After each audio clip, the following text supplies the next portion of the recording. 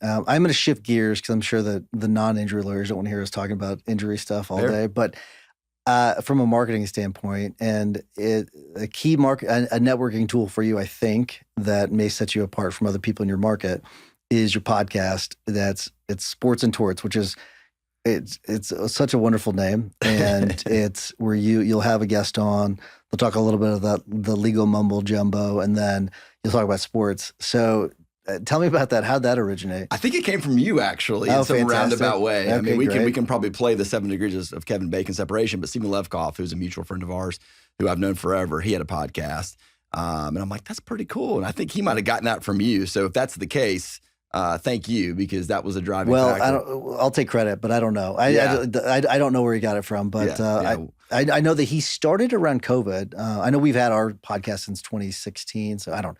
There's been. He probably got the podcast from, there's been a billion podcasts. Well, you're in front of me. I'm giving credit to you. There we go. Perfect. So I'm a big Braves fan, big Georgia Bulldogs fan. 2021, they both were making big runs to the World Series and now championship. And I just had this like burning desire to talk about it. Not anybody cares what I think, but like I just needed to do it. So I'd get on, get my phone and be like, Game 6, this person's pitching, whatever. I really enjoyed it. People seemed to like it. Then that came to an end. I'm like, well, what can I talk about now? Like there's an itch that I had scratched that I needed to continue scratching. And I'm like, how do I do it to where there's a work angle where it actually makes some business sense, right? And so I'm like, how can I marry those two? And so that's kind of how it came up with. I asked 5 friends.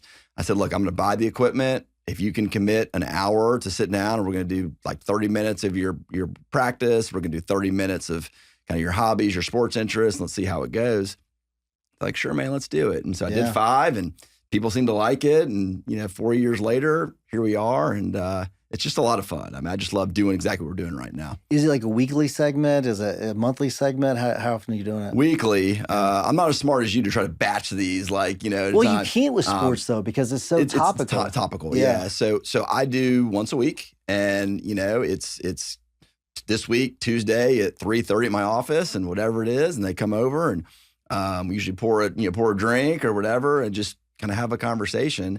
And so, I take off between like end of May and August for the summer.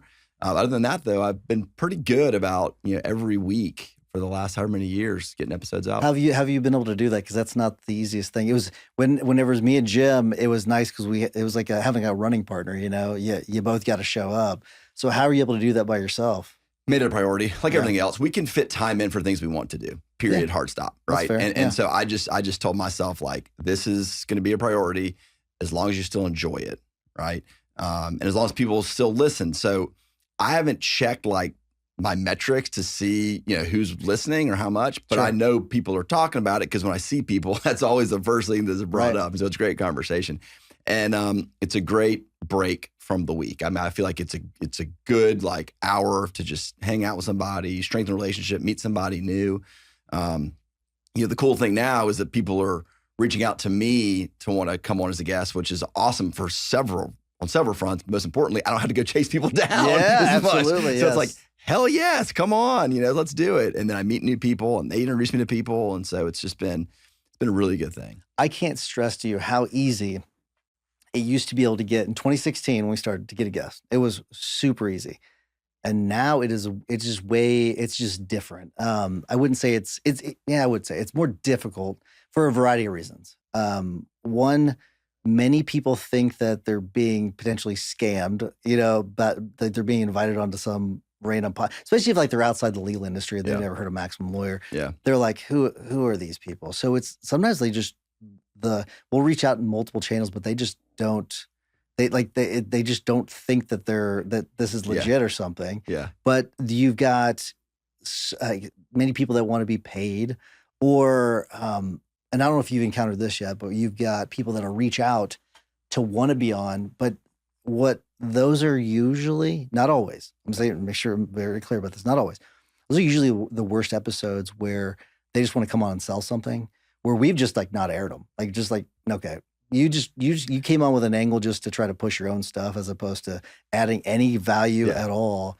So that part, but it used to be like you'd send an email and, oh yeah, sure, I'll be on your podcast. You nailed it. I used to get, and I still do get excited when some random company or random person reach out, they make you feel really good. We've seen your podcast, we've listened to it, you're an industry leader, blah, blah, blah, blah, blah. They haven't listened to it, but whatever.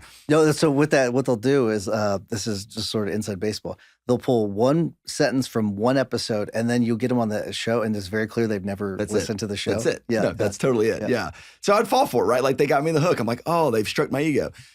Those episodes are the worst because there's no cohesion with the person. They've got their own angle. I had one where, the guy like was late and he canceled. I'm like, dude, you reached out to me, like, So I've kind of gone a different direction with that, and it's people that can be in person, can be with me, can have the hour. I will do it over Zoom, but that's like last resort. Like I think doing this is so much better if you can. And so most of my guests are local Atlanta people. I mean, it's become mostly lawyers in Atlanta because that's who's there, that's who's close by, that's who can get to me, that's who's listening. It's been a lot of fun. Yeah, I mean, what is it, like 70% of communication's nonverbal, and that's why we went to this more like in person. Not all of our episodes are in person now, but I mean, I don't know, 90% of them on the Tuesday episodes are in person. So you get this back and forth. We went to that more longer format where we can talk as long as we really want to, and so if we go dive into a topic, we can just keep going on it. But what I did find was like we've got usually when it's like a Zoom sort of a setup or Riverside is what we recorded. You are limited by time. You can only get to so much. You can't really dive deep into things. That part's challenging. I love the back end. That's why I flew to Atlanta. I'm about to say I'm super impressed with you to fly to Atlanta to do this because I think it's just so important. And it allows such a more free flow of conversation. I mean, my hardest thing is limiting it to, I say 45 minutes to an hour. And I want to keep going. Sure, yeah. I want to keep going. But, they say, and you probably know this, 44 minutes is like the maximum time because it's like the average commute to work is 22 minutes, time home is 22 minutes, and people can knock out an episode. Right, yeah. I always felt like 20 minutes by the time you say, hey, what's up? How you doing? Like, that's gone. It's gone. It's gone. Time, yeah. You go over an hour, people are like, I don't think I'm going to invest myself in this podcast. Yeah, there's a couple of episodes where Jim and I, we asked one question and the person talked a lot. So it was like, we try to keep them right around 30 to 35 minutes at the time. And it was like, it was, you couldn't go deep on anything. It was like, wow, that's gone in no time. It's a tough spot for you to be in too, it right? Really is. You don't want to interrupt the person. By the same token, in your mind, you're like, okay, time's ticking. Like we want to get to something else.